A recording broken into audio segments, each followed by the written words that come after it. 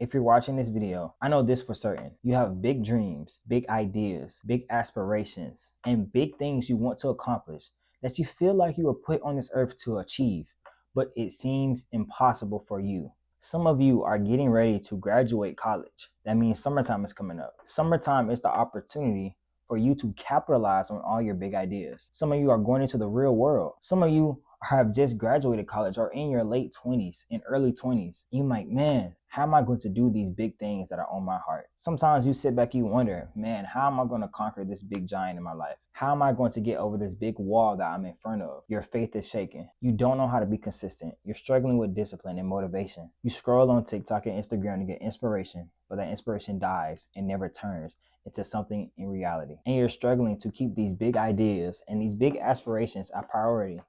But I'm here to tell you, what's for you is for you, and you will not miss out on it. You're not going down the wrong path. You're not behind. You're right on time. And God has a plan for you, and He will see it through. But there is a danger. The danger is not being in the right place God needs you to be at, because you're discounting your dreams, because you feel like you're not adequate enough, because you feel like it's impossible for you to do. Your mother didn't do it. Your dad didn't do it. You're the generational curse breaker.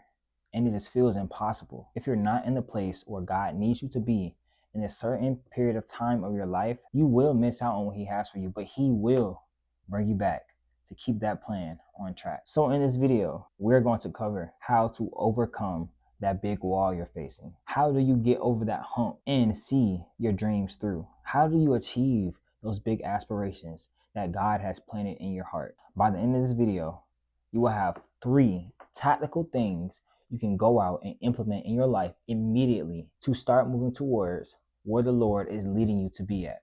Let's get into it. Now, just to paint the picture, I'm going to read you some verses from Joshua chapter 6, verses 1 through 5, just to paint the picture so you can get a holistic overview of how you're going to overcome this barrier. Starting with verse 1, it says, "Now Jericho was shut up inside and outside because of the people of Israel.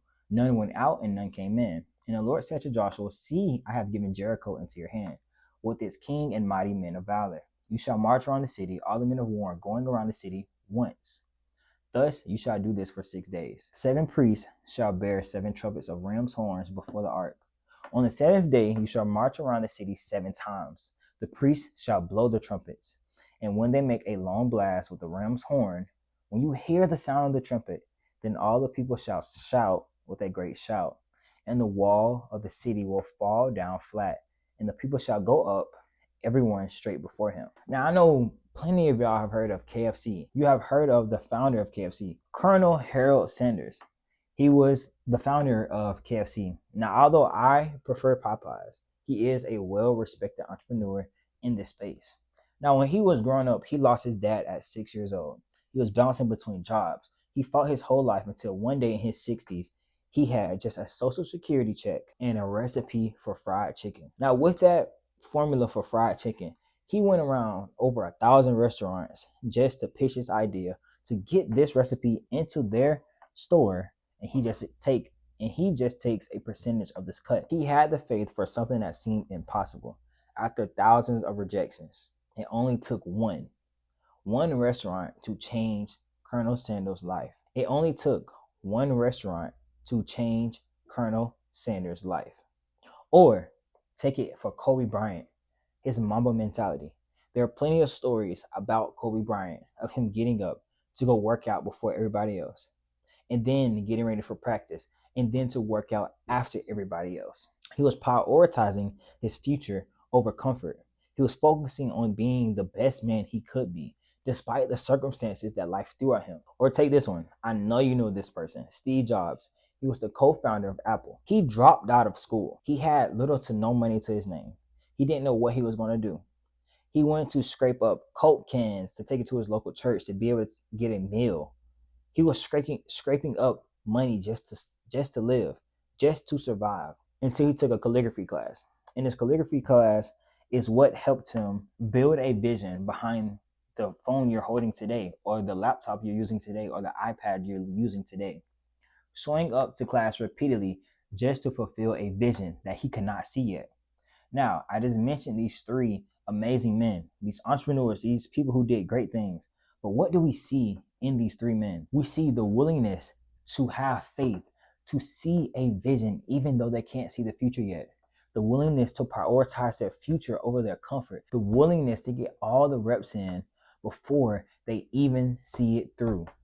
The willingness to get all the reps in before they see the harvest, to plant the seeds in a future that has not come yet. And they all accomplish things that change their life and their family's life by doing those three things. Now, in context, furthermore, this is where we find Joshua and the Israelites currently right now, where preparation meets performance. Now, Joshua has already commissioned to be the leader of the Israelites. He's already spied out this big land. He has already cross over the big Jordan River with the Israelites. Now, this is the moments before the walls of Jericho had ever fell. Now, for context, for those who are not familiar, the walls of Jericho were in a city of Jericho where the Lord was leading Joshua to go take over that land and conquer it. Now, put yourself in Joshua's shoes. He is now going to something that seems very impossible. But before this performance of seeing the walls fall, we see a couple things with Joshua's life, a couple things for your life that you need to prioritize. That God cannot bring you into a new season with old habits because you will not be prepared for this word that's set in front of you, because you will fail. There are three things that we see with that. Number one, before Joshua begins to lead the Israelites into this territory, there were a group of Israelites that was before them, the first wave of them. They were eventually killed off because they disobeyed the Lord, because of their grumbling and their complaining. So the Lord raised up a second generation of Israelites to go over and conquer that land. Old habits cannot be brought into new land or a new season. So he had to kill them off so this new wave of Israelites could inhabit it. Second, now in this story, the Israelites have now celebrated what we call Passover. Now, in the celebration of Passover, they are now eating fruit. They are no longer eating manna, which came from the Lord. Them eating fruit shows a picture of them growing up, that the Lord is maturing them before bringing them into this new season of life. Also, they were eating unleavened bread. Unleavened bread did not have any yeast in it. That's also a picture of the corruption being left behind. They couldn't go into a new season until that old habit was left behind, until they grew up to be able to withstand the battles they were going against. And lastly, there's a story with Joshua encountering an angel. Where Joshua comes to the angel, he meets him, and Joshua asks the angel, "Are you with us? Or are you against us?" The angel then commands Joshua to take off his sandals because you are standing on holy ground. This is a picture of him leaving behind the old dirt from his sandals to step in a new territory, because he cannot bring the dirt from his old sandals into this new territory. Joshua couldn't bring the old habits from his previous season into this new territory. We know what led to the performance of the walls of Jericho falling, to this big wall that you are looking to conquer, these big dreams that you are looking to overcome. But what did they do once they got in the actual battle? The walls that you are facing, the walls of Jericho that Joshua and the Israelites are facing, are a picture. They're a picture of every bit of comfort, every bit of obstacle, every trial and tribulation that you face, that you feel like is impossible. But with enough faith, with enough action and willingness to push forward, those walls will fall. The walls of Jericho in this context also symbolize the need of not having to trust anybody else.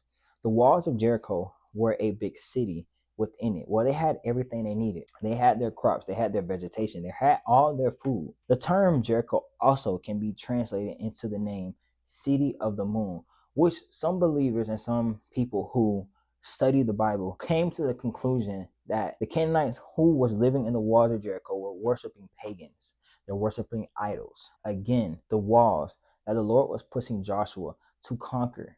It's a picture of every idol, every bit of comfort, every new season that you need to go into that can't get torn down so that you can celebrate that win. So, my first point, for you seeing those walls fall, for you to see everything that the Lord has planted into your heart, it requires you to be in a place to actually receive what the Lord is telling you to do.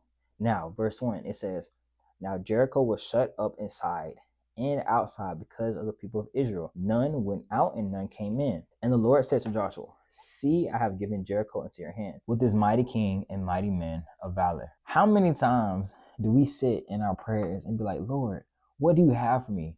Lord, where do I go? Lord, what do I do? But you never was in a posture to actually hear him speak to you. You were always talking, and you were never in a posture for him to speak to you and you actually receive it. Because by the time you get to the point where the Lord tells you what to do, you're already leaving your prayer. You're already about to go get something to eat. You're already getting ready to start your day. Yet we don't position ourselves to be in a posture or in stillness to where we can actually hear, okay, what do I do with this wall that's in front of me? How do I attack this? Where are you leading me? What do I actually do? Because at this very point where the Lord is speaking to Joshua, he had already told him the blueprint. He told him that he needs to sit and meditate on this word day and night. It says he's going to have good success. Not just success, but good success. And if you want good success in the things that you want to conquer, the things that you want to overcome in this life, the big dreams and aspirations that you have to be in a posture to actually hear what the Lord is saying to you, whether that's in prayer, or that's in his word. You have to get to the point where you're not moving until you get instructions. And this was where Joshua was at. Before Joshua seen anything, he postured himself to receive it. Practically, what you need to do in life is let go of all the baggage you're carrying. You need to ask yourself, what voices am I listening to? What is consuming my head? What is being planted into my heart that I'm actually believing, but it's not true? Are you so caught up going to ask your friends and your family, your mom, your dad, your cousin, should I actually pursue this dream? Is this too big for me? Can I actually do it? Instead of you doing that, you need to get to a place where God can speak to you. You need to let go of all the baggage, everything that's holding you back from running your race. Because if it's holding you back from running your race, why are you carrying it? Picture you running track and you're running the 400. The 400 meter is a full out sprint. It's not something where you can afford to have baggage on you. So if you running this race of the 400-meter dash, right, and you're carrying a 10-pound vest, but your friend next to you is running freely. He got his running tights on. He got on loose clothes. He has nothing to worry about, no baggage on him. Who you think is going to win that race? Your friend. And it's the same thing with you coming to conquer these walls, to achieve these big dreams in your life, these big aspirations that you have for your life. It's the same thing, the same picture. So get into a place to where you can actually hear where the Lord is leading you, telling you what to do to conquer this wall. Because before Joshua got any instruction, he had to actually be in a place to actually know what to do. Before the walls fail, there's always a season in life that you have to be willing to be still before you go. Be willing to be patient before you go. Not being haste, because those who are haste, they fail, and they fail quick, and they hurt themselves. And I also like this analogy. Imagine you're running this race of life and you are chasing the big aspirations and the big dreams that you are looking to achieve. And you're in competition with your friend that's right next to you. While you're running this race to achieve, say I have the same goal, to achieve this same goal, you're running so fast, but he's moving so slow. With you moving so fast, you end up falling. You end up hurting yourself. Yes, you may have fell forward, but that injury set you back months, years, more than a couple weeks. So it really looked like you running forward towards your dreams really set you back. All the meanwhile, while your friend was taking it nice, slow, being in a posture to hear what the Lord is saying to him, yes, he gets injured. He fell forward, but he's only out the game for about a week, 2 weeks, because he wasn't running so fast to where he couldn't get any direction. And that's what you need to do. God doesn't just reward your busyness. He rewards stillness and intimacy plus intentional action. That's how Joshua got to the point where the walls fell. And that's how you're going to get to the point where you see these big dreams and you fulfill them because you were still and intimate, but you're very intentional with what you were doing. My second point for you, to conquer these walls and these big aspirations that you have in front of you, cause you to believe what you can't see, but trust what you hear.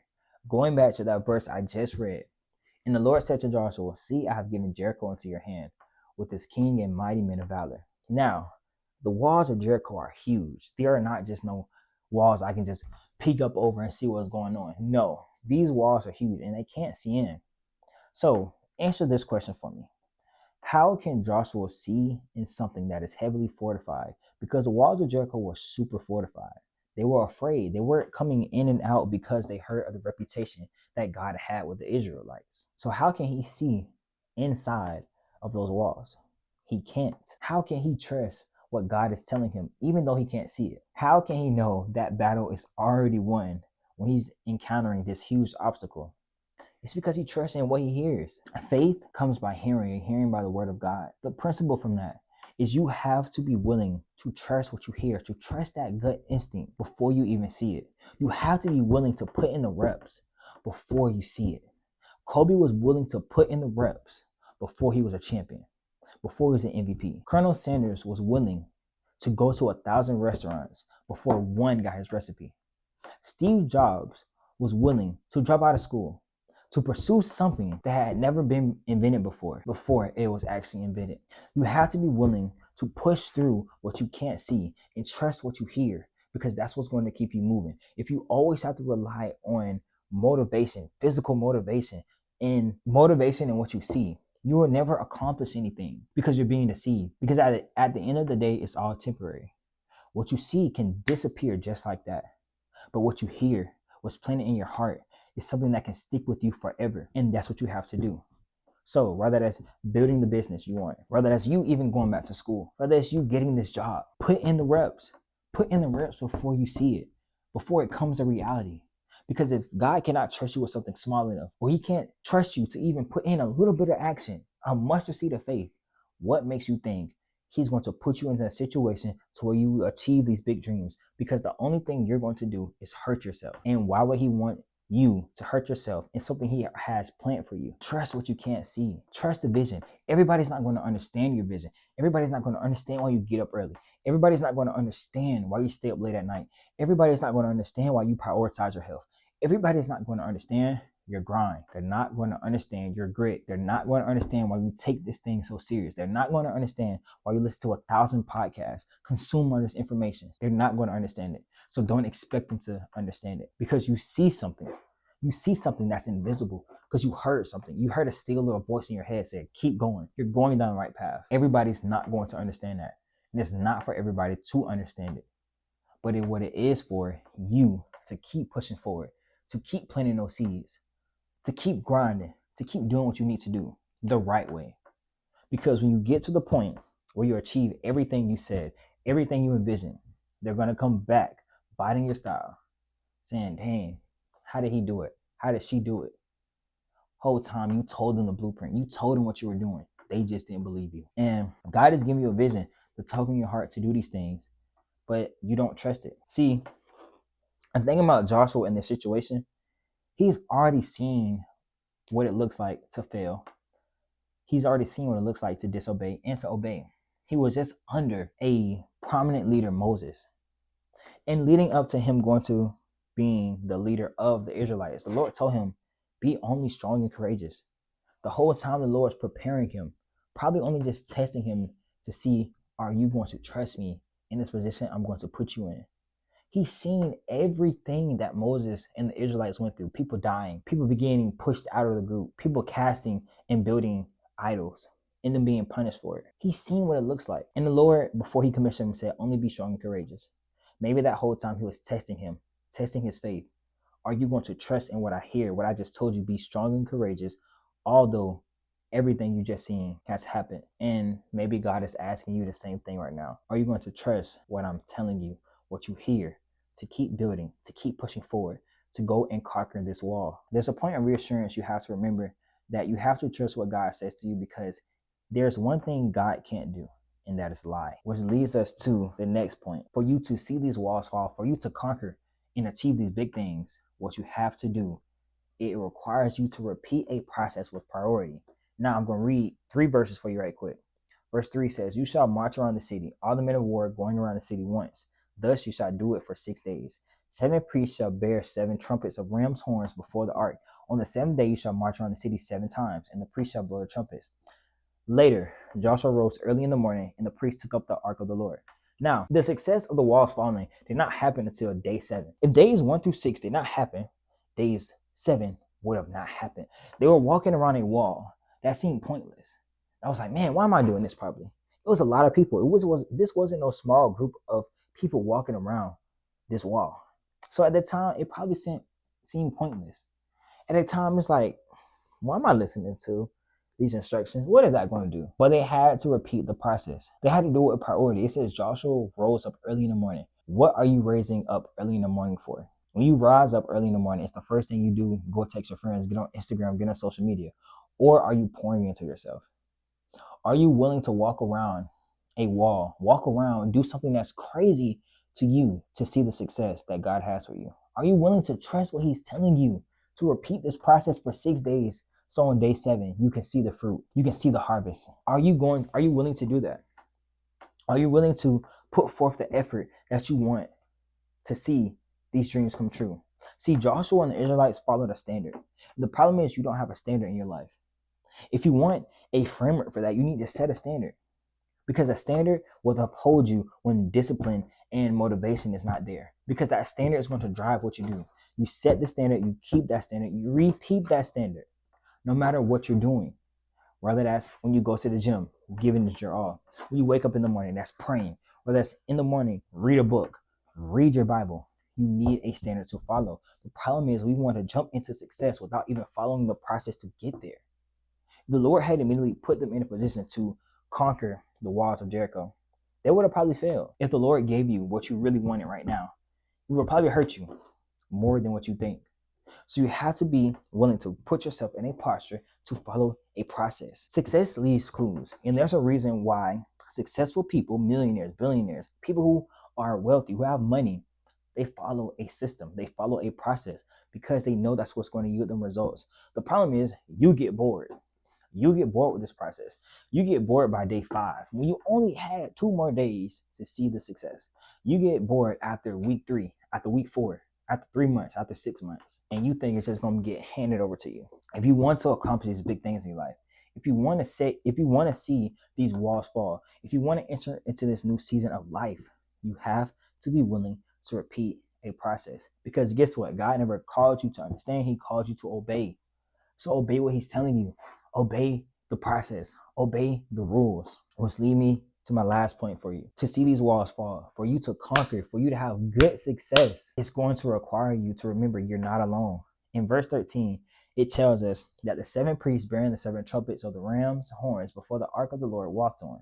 They blew trumpets continually, and the armed men were walking before them, and the rear guard was walking after the ark of the Lord, while the trumpets blew continually. The ark of the Lord is a picture of the presence of the Lord. Now, if you were trying to balance anything, right? Let's say I was trying to balance this, right? I'm going to put it, of course, you're going to put it in the middle of the table, because that's where stability is at.